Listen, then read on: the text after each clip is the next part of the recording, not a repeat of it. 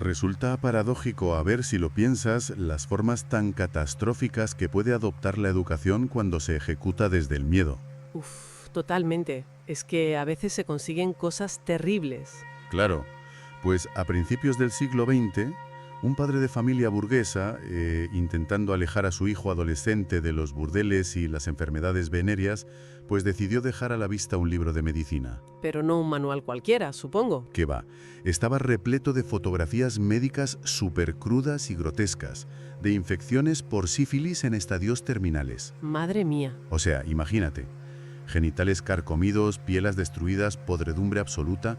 El objetivo era asustar al chaval, lógicamente. Y me da a mí que lo consiguió con creces, ¿no? Y vaya si lo consiguió.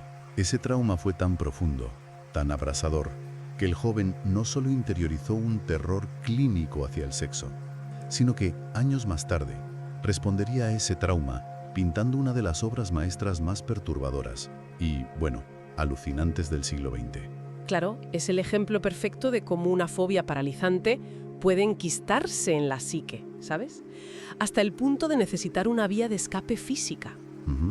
El lienzo se convierte casi en el lugar donde vomitar el trauma. Vale, vamos a desgranar todo esto. Hoy nos sumergimos de lleno en esta inmersión a fondo sobre esa confesión brutal, en esa especie de diario íntimo escrito en un idioma alienígena que es El Gran Masturbador. Pintado en 1929 por Salvador Dalí. Exacto. Es una obra monumental que, por suerte para quien nos escucha y para todos, forma parte del legado del artista al Estado español y cuelga en las paredes del Museo Reina Sofía en Madrid. Una pieza clave de la colección, sin duda. La misión de hoy, para quien se una a nosotros, es descifrar los engranajes de ese vocabulario visual tan particular. Porque no es nada fácil. No, no lo es. No se trata solo de identificar qué elementos extraños hay en el lienzo, que hay muchos, sino de entender la mecánica, el cómo y el por qué Dalí orquestó esta colisión entre geografía, trauma infantil e historia del arte. Para cartografiar su propio colapso psicológico, básicamente. Tal cual. Y 1929 no es un año cualquiera en su vida. Es el punto de ebullición absoluto. El momento en el que todo estalla. Claro. Es cuando el surrealismo deja de ser para él un simple movimiento literario o estético y se convierte en un quirófano analítico. Lo que resulta verdaderamente magnético de esta obra es cómo abandona esa idea de retratar el mundo exterior para dedicarse a someterse a una autopsia en público. Una autopsia mental. Exacto. Pero a ver, para hacer una autopsia de la mente necesitas una mesa de operaciones muy sólida. Y esa mesa de operaciones, ese ancla, es el paisaje, ¿verdad? Totalmente. Porque cuando uno se enfrenta a esta pintura por primera vez, lo que domina absolutamente la composición no es un elemento etéreo o gaseoso de estos de sueño. No, para nada. Es una masa enorme, súper pesada. Es un rostro humano de perfil, distorsionado, de un tono amarillento como de cera caliente. Y está mirando hacia abajo con los ojos cerrados. Es una imagen súper potente. Y ahora bien, esa cabeza no es una alucinación aleatoria que se sacó de la manga. Es una réplica casi topográfica de una formación rocosa del Cap de Creus, en la costa catalana. Y lo fascinante aquí es la mecánica de esa ancla psicológica. O sea, Dalí no pinta la roca porque sea bonita o porque le guste el paisaje. Ya no es un cuadro turístico. Exacto. Pinta la roca porque necesita desesperadamente un asidero en la realidad objetiva. Claro, algo que lo sujete. Eso es. El Cap de Creus, con su geografía afilada, hostil, milenaria, es el mundo real. Es la gravedad. Y él consideraba esa llanura del Empordà y Cadaqués como su paraíso místico, ¿no? Llegó a decir que era un himno a su tierra. Sí, él necesitaba ese peso físico incuestionable para poder edificar encima el delirio. Si quitas esa roca del Empordà, la pintura sería simplemente un caos sin sentido, una mancha de color flotando. Una locura abstracta y ya está. Claro. Pero al darle la textura, el peso y la iluminación tan precisa de la costa catalana, obliga al cerebro de quien mira a aceptar que lo que está viendo, por muy irracional que sea, pertenece al plano físico. Pero a ver, aquí te lanzo una pregunta, porque me cuesta comprar la idea del genio atormentado sin un poco de escepticismo, ¿sabes? Te entiendo. Con Dalí siempre hay dudas. Claro. Teniendo en cuenta lo calculador que era él con su propia imagen pública, ¿hasta qué punto este rostro derretido sobre la roca catalana es una verdadera proyección de una mente fragmentada y no sé, simplemente una estrategia de marketing muy astuta? Ya, entiendo por dónde vas. Quiero decir, ¿acaso no estaba simplemente intentando escandalizar a la burguesía de 1929, usando el paisaje de su tierra natal como un escenario puramente efectista? Es una duda muy legítima, sobre todo con una figura tan teatral como era él. Pero la autenticidad psicológica de la obra se sostiene precisamente en la repetición obsesiva de ese trauma. ¿A qué te refieres con repetición?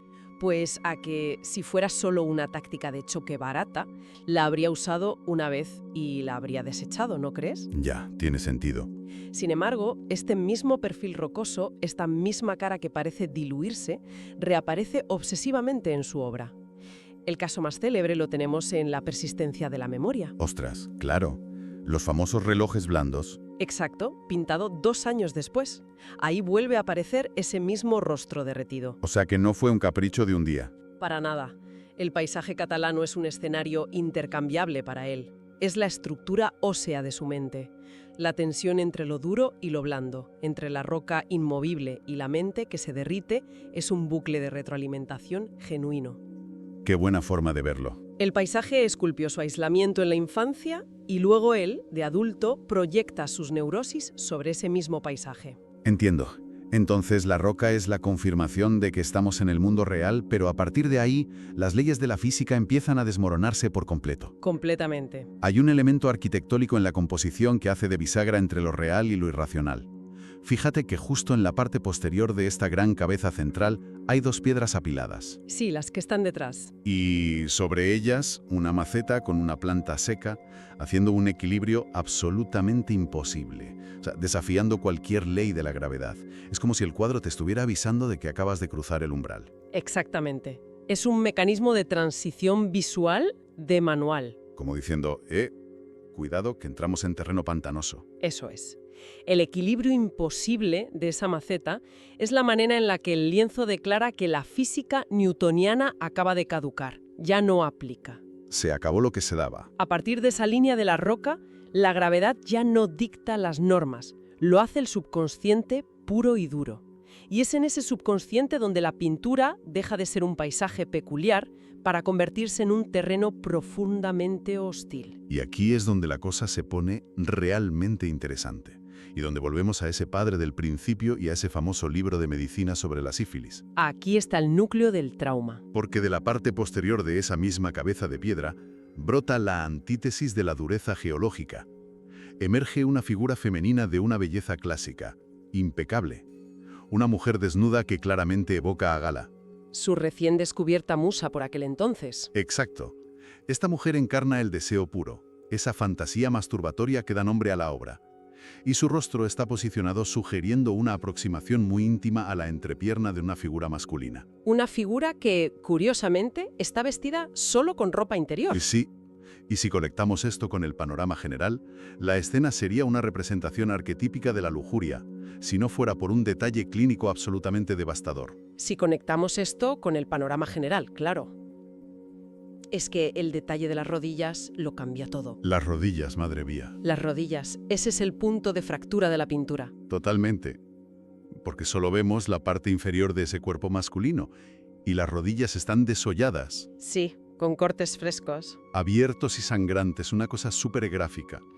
La contraposición entre la piel pálida, lisa y perfecta de la mujer y ese tejido muscular lacerado y sangrante del hombre genera un cortocircuito en quien mira la obra. Es que ahí radica la brillantez técnica y psicológica de la composición.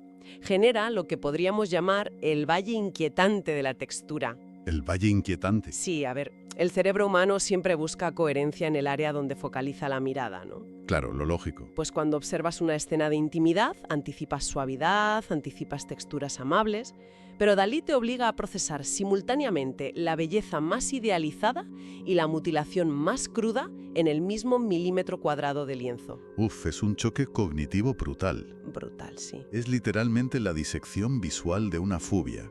Porque volviendo al origen de ese miedo, a las fotografías médicas que su padre le obligó a ver, pues se comprende la mecánica del trauma perfectamente. Todo encaja. Aquella terapia de aversión tan rudimentaria que le hizo su padre no le enseñó prudencia. Lo que hizo fue soldarle los cables del deseo y del dolor de forma irreversible. Le arruinó la percepción del sexo. Total. Desde la adolescencia, el acto sexual y la intimidad física quedaron bioquímicamente ligados en su mente a la putrefacción, a la sífilis, a la carne pudriéndose. No estamos viendo una simple metáfora poética sobre el amor que duele, o algo así romántico. No, no, para nada. Estamos viendo a un hombre diagnosticándose a sí mismo a brochazos. Está diciendo, mirad, así es exactamente como funciona mi trastorno. Y la genialidad de esa confesión es que no pide compasión en ningún momento. Altera la percepción de quien observa. Esa asociación indestructible entre el sexo y la decadencia orgánica necesita una materialización aún más agresiva que unas rodillas ensangrentadas. ¿Más agresiva todavía? Claro, necesita invadir el espacio más íntimo del rostro principal. Y ahí es donde entran los verdaderos agentes de la paranoia en esta obra. Los insectos. ¡Ostras! Los insectos tienen tela. Resulta fascinante cómo la mente puede somatizar el terror hasta el punto de sentirlo físicamente, ¿verdad? Es increíble el poder del cerebro. Y cómo un artista logra transferir esa sensación táctil a un plano bidimensional para que la audiencia sienta el mismo rechazo instintivo. Es que te pica el cuerpo solo de verlo. Ya te digo, fíjate que justo debajo del perfil amarillo, posado sobre el área donde debería estar la boca de la cara gigante, hay un saltamontes. Sí, pero no uno normal. ¡Qué va! El cerebro capta inmediatamente que algo está muy mal en su anatomía. Es un saltamontes gigantesco, completamente desproporcionado. Y para colmo, le faltan patas. Tiene 4 en lugar de 6. Un detalle súper perturbador. Y por si la visión no fuera lo suficientemente repulsiva, su abdomen está sepultado bajo un enjambre frenético de hormigas. Unas hormigas que también se derraman y trepan directamente por la cara de piedra derretida. Es un ataque directo al sistema nervioso de quien contempla el cuadro, sin duda. En la iconografía de Dalí, sabemos que las hormigas simbolizan invariablemente la ansiedad devoradora y la inevitabilidad de la muerte y la descomposición. Son un clásico suyo, sí. Pero lo que resulta analíticamente soberbio aquí es el trasfondo clínico de esta invasión de insectos. En la psiquiatría moderna existe un diagnóstico conocido como parasitosis delirante. O síndrome de Ekbom, ¿no? Exacto, el síndrome de Ekbom. Es un trastorno donde el paciente padece la convicción inquebrantable de que su cuerpo está infestado por parásitos, sintiendo literalmente cómo los insectos caminan bajo su piel o sobre ella. Tiene que ser una angustia insoportable. Provoca un picor y una ansiedad que te vuelve loco, imagínate. Entonces, ¿qué significa todo esto en el contexto de 1929? Porque claro, esto es muy anterior a ese diagnóstico, ¿no? Totalmente. Significa que estamos ante una externalización sintomática clarísima. O sea, piensa que la psiquiatría no llegó a documentar ni a poner nombre formal a la parasitosis delirante hasta el año 1937. O sea, 8 años después de pintar el cuadro. Exactamente. Y sin embargo, en escritos autobiográficos referidos a años previos, Dalí ya describía con precisión forense estos episodios somáticos. ¡Qué locura! Detallaba cómo, en sus picos de máxima ansiedad sexual y estrés, sentía vívidamente el correteo de los insectos por su piel. Uf, qué mal rollo. Así que lo que vemos sobre ese saltamontes mutante no es un capricho surrealista o una fumada, es la transcripción clínica de una somatización extrema. Claro. Pintar el enjambre entonces se convierte en una necesidad vital para él. No es un mero ejercicio estético, sino un mecanismo de supervivencia puro. Es una forma de exorcizar el síntoma. Es el intento desesperado de sacar esos bichos invisibles que le caminan por debajo de la piel y clavarlos con óleo sobre el lienzo, para que, al menos por un momento, le dejen de picar. Es como arrancarse el síntoma y ponerlo en una vitrina para que todos lo vean. Y me parece increíble cómo altera la anatomía del saltamontes para potenciar esa incomodidad. O sea, al quitarle 2 patas, rompe la simetría natural. Totalmente intencionado. El cerebro de quien observa detecta la anomalía biológica antes incluso de procesar racionalmente qué es lo que falla, y eso genera un rechazo visceral inmediato. Exacto. Juega con la omisión de la realidad para crear un estado de pesadilla. Las pesadillas rara vez son invenciones 100% ajenas a la realidad, ¿sabes? Ya, suelen tener una base real. Suelen ser reconstrucciones donde algo cotidiano está fundamentalmente corrompido o defectuoso. Y ese saltamontes incompleto es la encarnación perfecta de la corrupción. Ahora bien, aunque estemos hablando de un trauma profundamente íntimo y súper individualista hasta el extremo, la arquitectura visual que emplea para mostrarlo no sale de la nada, ¿verdad? No, él estudió mucho. Hay un diálogo intergeneracional muy evidente en la obra. Esta forma de construir paisajes poblados por criaturas moralmente ambiguas y ocultar rostros en la geografía. es que nos remonta 5 siglos atrás. A los clásicos. Es inevitable pensar en la obra maestra del Renacimiento flamenco, El Jardín de las Delicias, de El Bosco. Palabras mayores. Y más específicamente, en cómo ambos pintores operan sobre la psique del espectador. Es que esto plantea una pregunta importante sobre la naturaleza de la vanguardia, ¿eh? Solemos asumir que el surrealismo de los años 20 supuso una ruptura tectónica con toda la historia del arte anterior. Como si lo hubieran inventado ellos todo. Como si hubieran inventado el subconsciente desde cero. Pero aquí Dalí está rindiendo pleitesía y robando herramientas directamente del arsenal de un maestro del siglo XVI. Sí, sin ningún pudor. El Bosco ya entendía que la mente humana aborrece el vacío y busca patrones constantemente. Ese fenómeno, la pareidolia, que es esa tendencia neurológica a identificar rostros humanos en formas inanimadas o aleatorias. Como ver caras en las nubes. Exacto. Pues esa es la clave matemática del cuadro. Y es un mecanismo evolutivo básico, ¿verdad?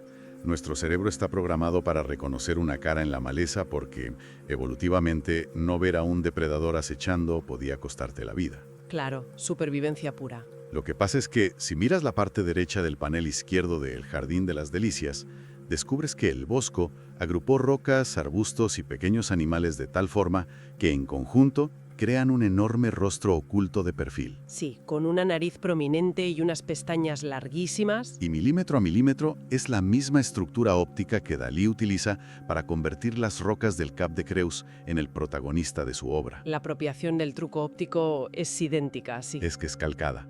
La divergencia radical aquí está en el objetivo final. A ver, explícame eso. Pues que el Bosco, operando en una Europa profundamente teocéntrica, utilizaba la pareidolia como una herramienta moralizante.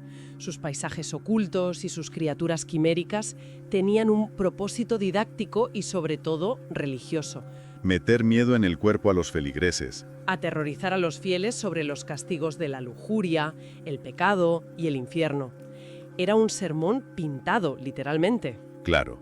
Mientras que Dalí, en pleno apogeo del psicoanálisis freudiano, pues secuestra esa técnica eclesiástica y la seculariza por completo. Se la lleva a su terreno. No le interesa para nada salvar el alma del espectador, ni advertirle de ningún infierno teológico.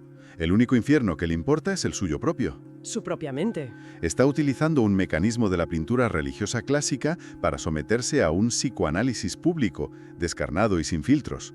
El lienzo es su diván de psicólogo. Y esa obsesión consigo mismo, esa soledad radical del individuo atrapado en sus propias neurosis, se respira sobre todo en los detalles periféricos de la obra, lejos de la cabeza central. Hay que fijarse en los márgenes, ¿sí? Totalmente.